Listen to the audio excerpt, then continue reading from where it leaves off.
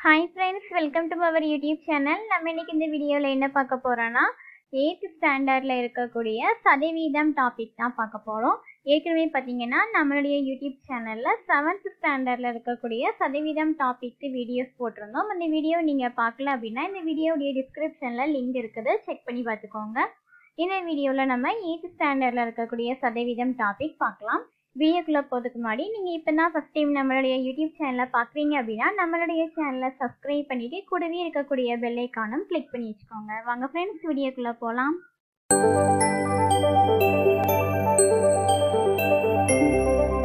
First கணக்கு பாருங்க, என்ன கேட்டிருக்காங்க?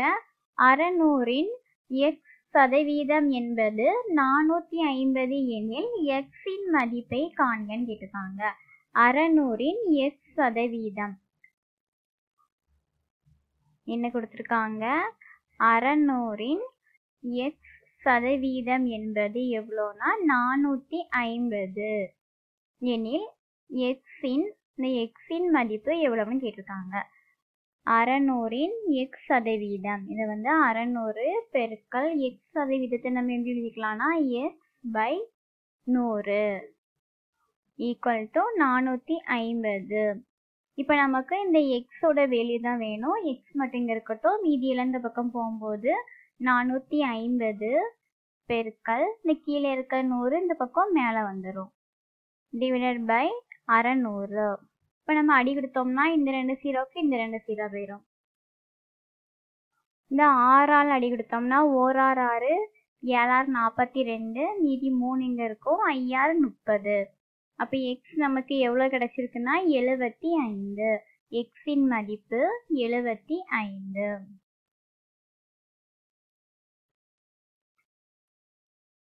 அடுத்தது இரண்டாவது கணக்கு. ஓர் எண்ணின் மதிப்பை 25% குறைத்தால் 120 கிடைக்கிறது எனில் அந்த எண்ணை காண்கன்னு கேட்டிருக்காங்க. ஒரு எண்ணின் மதிப்பு 25% குறைக்கும் போது 120 கிடைக்கிறதுன்னு சொல்லியிருக்காங்க. அந்த எண்ணின் மதிப்பு நமக்கு எவ்வளோன்னு தெரியாது, அதை நம்ம 100%ன்னு வச்சுக்கோம்.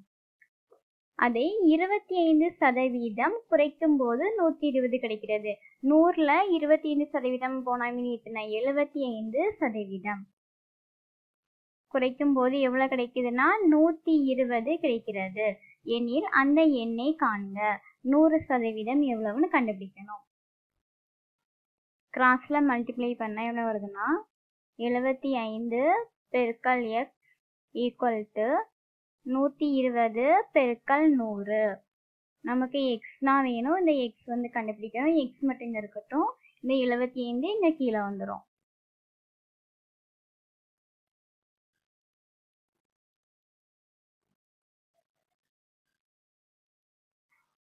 இப்போ நம்ம அடி கொடுத்தோம்னா 3 25 75, 4 25 100, 1 3 3, 4 12, இங்கே 0. இந்த ரெண்டையும் பெருக்கினா எத்தனை? 160.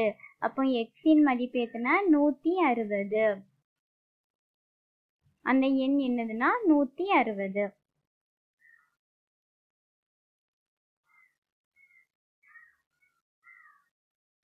அடுத்தது மூன்றாவது கணக்கு. அகிலா ஒரு தேர்வில் 80% மதிப்பெண்களை பெற்றாள்.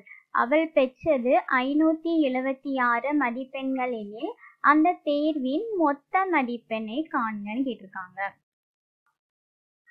அகிலா 80% மதிப்பெண் பெற்றிருக்காங்க. அப்போ அவங்களுடைய மதிப்பெண் எவ்வளவா இருக்குது? 576 இருக்குது. அப்போ அந்த தேர்வின் மொத்த மதிப்பெண்ணா 100% எவ்வளவுன்னு கேட்டிருக்காங்க. கிராஸ்ல மல்டிப்ளை பண்ணா 80 பெருக்கல் x ஈக்குவல் டு 576 பெருக்கல் 100.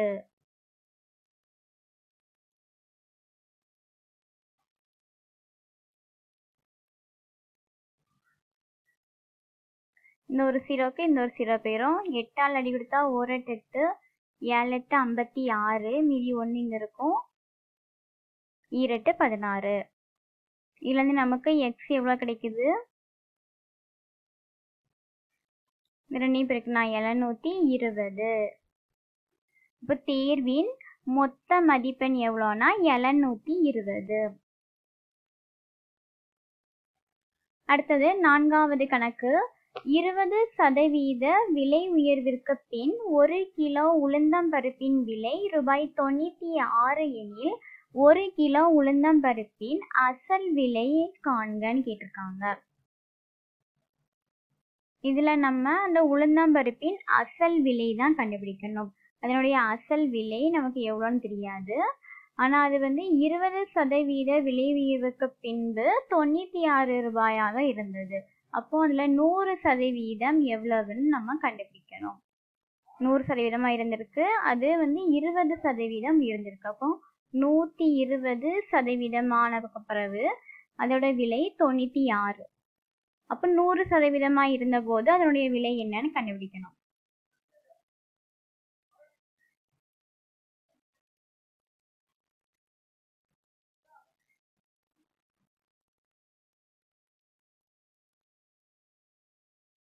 இந்த 120 கீழே வந்துடும். இந்த 2 அடி கொடுத்தா இங்க 6, இங்க 5. 1 6 6, 1 6 6, மீதி 3 இங்க இருக்கும். 6 6 36.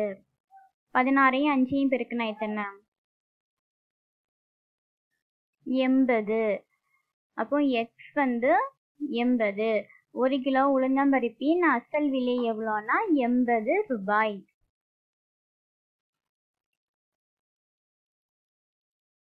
அடுத்தது 5வது கணக்கு. ஒரு நபரின் வருமானம் 10% அதிகரிக்கப்பட்டு பிறகு 10% குறைக்கப்படுகிறது எனில் அவருடைய வருமானத்தில் ஏற்படும் மாற்றத்தை காண்க.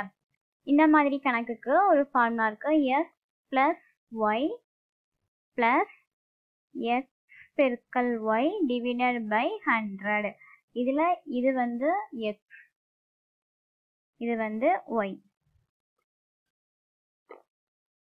ஃபர்ஸ்ட் என்ன கொடுத்துருக்காங்க? ஒரு நபரின் வருமானம் 10% அதிகரிக்கப்படுகிறது. அதிகரிக்கப்படுகிறதுனா பிளஸ் 10.